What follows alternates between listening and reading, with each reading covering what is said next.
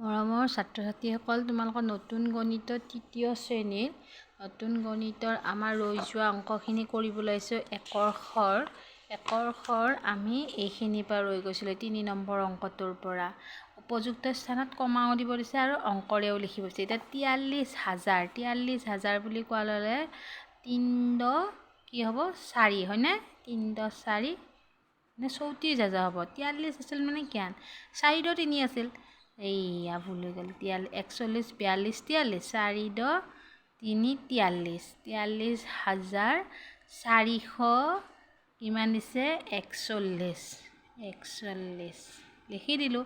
এতিয়া একক দশক শতক হাজাৰ ইয়াতে কমা দিব দিছে, হৈ গ'ল ১৫,০২৯ ১৫,০২৯ মানে আমি ১৫টো লিখিলোঁ সংখ্যা ১,০২৯ দশকৰ ঘৰত কি হ'ব শতকৰ ঘৰ নাই, তাৰমানে ইয়াতে ২৯ ২ × ২৯ যদি আমি ২৯টো লিখিলোঁ, এইটো হাজাৰত বহিল শতকৰ সংখ্যাটোত কি দিব লাগিব ০ এটা দিব লাগিব। ধৰিব পাৰিছানে?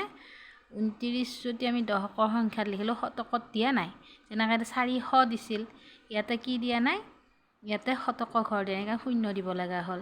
২৮,৫৪৬ ইয়াতে আকৌ দিছে গোটেইকেইটা ২৮,০০০ ২ × ২৮,৫৪৬ তাৰমানে ৪ × ৬ ৪৬ হয়নে? ইয়াতে ২৮,০০০ত কমা দি দিয়া। ৫৪,০৬২ ৫৪ হ'লে ৫ × ৪ ৫৪,০৬২ শতকৰ ঘৰত নাই, শতকৰ ঘৰৰ সংখ্যা দিয়া নাই কাৰণে ০ বহাই দিম। ৬২ হ'লে ৬ × ২ ৬২ ৯০,৬২৯ ৯০,০০০ হ'লে ৯ আৰু ০ ৯০,০০০ ৬০০ শতকৰ দিছে ২৯ হ'লে ২ × ৯ ২৯ হয়নে? ৮৫,৩৩০ ৮৫ হ'লে ৮৫ হ'ব নহয় জানো? ৮৫ ৮ ৫ ৮৫,৩৩০ ৩০ মানে ৩ ০ ৩ ১০ হৈ গ'ল। ৭৪,২৮১ ৭৬ মানে ৭ ৬ হয়নে? ৭ ৭৬,০০০ কিমান হ'ব ২০০ ২ শতকৰ ঘৰ, তাৰপিছত ৮১ মানে ৮ ১ ৮১, তাৰপিছত ৪৬,১৪৬ ৪৬,১৪৬ ৪ ৬ ৪৬,১০০ আকৌ ৪ ১০ ৪ বুজি পাইছানে তোমালোকে? একেবাৰে সহজ, তোমালোকে ধুনীয়াকৈ অংকবোৰ কৰি যাব পাৰিবা। তাৰপিছত দিছে আখৰেৰে কৰা। আখৰেৰে কৰা বোলে মই লিখি দিছোঁ ১৭,৯৮০ এয়া লিখি দিছোঁ। এইটো ৯০০ মই সংখ্যা লিখিব গৈছিলোঁ, ভুল হৈ গৈছিল। তাৰপিছত ৪১,৯৮৬ ৫৯,৭১৪ ৭০,০০৮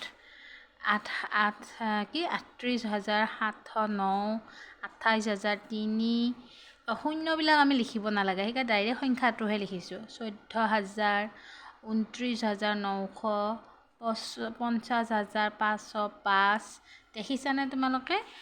আমি ধুনীয়াকৈ আমি লিখিছোঁ। ইয়াৰ পিছত কি দিছে ঘেৰ দিয়া স্থানৰ মান। ঘেৰ দিয়া স্থানৰ মান মই লিখিছোঁ ৪টো কিহত আছে একক দশক শতক হাজাৰ। মোৰ প্ৰথমটোৱে ভুল হৈ গৈছে, দেখিছা? কি হ'ব লাগে এইটো হাজাৰ নহ'ব দেই, এইটো কি হ'ব শতক নহয় দেই, এইটো হাজাৰ হ'ব। ৪টো হাজাৰ ৪,০০০ ৩টো কি হ'ব একক দশক শতক হাজাৰ অযুত ৩টো অযুত ঘৰ অযুত ৮টো শতক ০টো দশক আৰু ৭টো একক। পিছৰ ভিডিঅ'খিনি মই পিছৰ ভিডিঅ'টোত দিম, তোমালোকে লাইক শ্বেয়াৰ কমেণ্ট কৰিবা, ছাবস্ক্ৰাইব কৰিবলৈ নাপাহৰিবা দেই। বাই।